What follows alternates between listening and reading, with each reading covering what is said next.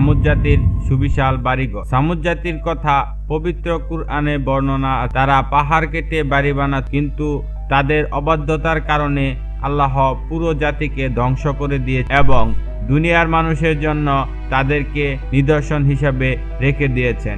জর্ডানে পেট্রা নামক ঠিক একই রকম শহর খুঁজে পেয়েছেন গবেষকরা, যারা পাহাড় কেটে সুবিশাল বাড়িঘর তৈরি করত এবং একদিন ভূমিকম্পে পুরো শহর ধ্বংস হয়ে গিয়েছিল।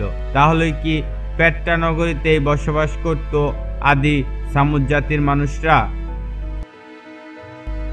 সামুদ জাতি সম্পর্কে পবিত্র কুরআনে বিশদভাবে বর্ণনা আছে। তাদের অন্যতম বৈশিষ্ট্য ছিল তারা পাহাড় কেটে প্রাসাদ বানাতো। মহান আল্লাহ তাআলা পবিত্র কুরআনে বলেন, আর স্মরণ করো যখন তিনি তোমাদেরকে আদ জাতির উত্তরাধিকারী বানিয়েছিলেন এবং তোমাদেরকে জমিনে বাসস্থান দান করেছিলেন। তখন তোমরা নিজেদের জন্য সমতল ভূমিতে প্রাসাদ তৈরি করেছ এবং পাহাড় কেটে ঘরবাড়ি তৈরি করেছ। কাজেই আল্লাহর পক্ষ থেকে দেওয়া অনুগ্রহ স্মরণ করো এবং পৃথিবীতে অশান্তি সৃষ্টি করো না। আল্লাহ সামুদ জাতির কাছে সালেহ আলাইহিস সালামকে পাঠালেন, তবু তারা সতর্ক হলো না। তারা দূর থেকে একটি পাথর দেখিয়ে সালেহ আলাইহিস সালামকে বলল, এই পাথর থেকে একটি স্ত্রী উট এনে দিতে, যেটি কিনা লম্বা হবে, সুন্দর হবে এবং 10 মাসের অন্তঃসত্ত্বা হবে। যদি তিনি তা আনতে পারেন তবে তারা বিশ্বাস স্থাপন করবেন। আল্লাহর হুকুমে সালেহ আলাইহিস সালাম ঠিক এমনই একটি উট নিয়ে আসলেন। শর্ত ছিল, সেই উট যেদিন পানি পান করবে সেই দিন তারা কেউ পানি পান করতে পারবে না, আর উটটিকে কেউ আঘাত করতে পারবে না। কিন্তু সামুদ জাতি সেই শর্ত ভঙ্গ করল। তারা উটটিকে হত্যা করল। শুধু যে তারা আল্লাহকে অমান্য করল তা না, তারা সালেহ আলাইহিস সালামকে চ্যালেঞ্জ জানালো, যদি তিনি সত্যিকারের নবী হন তাহলে যেন তিনি শাস্তি নিয়ে আসেন। এই সম্পর্কে মহান আল্লাহ তাআলা পবিত্র কুরআনে বলেন, কিন্তু তারা সেটিকে হত্যা করেছিল। আর তিনি বললেন, তোমাদেরকে জীবন উপভোগ করার জন্য 3 দিন সময় দেওয়া হলো।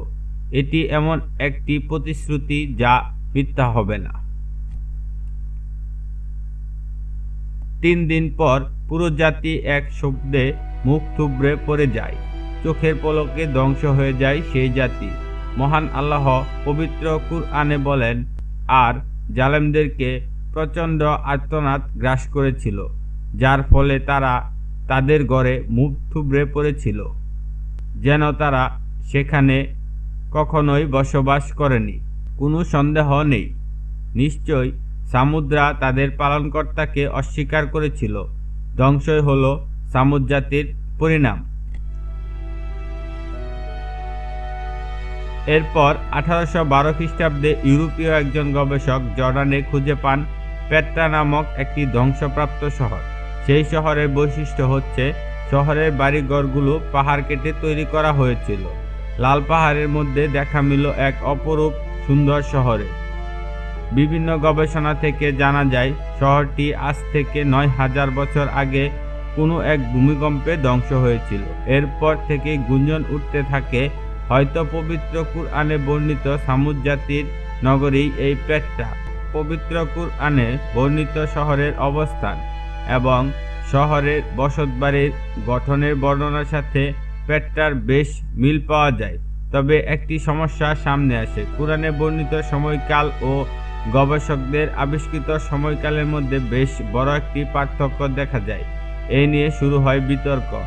মুসলিম ইনক নামে একটি সংস্থা 2022 সালে এক প্রতিবেদনে তুলে ধরে যে প্রত্নতাত্ত্বিকদের সময়কাল নির্ধারণের পদ্ধতিটি শতভাগ নির্ভুল নয়।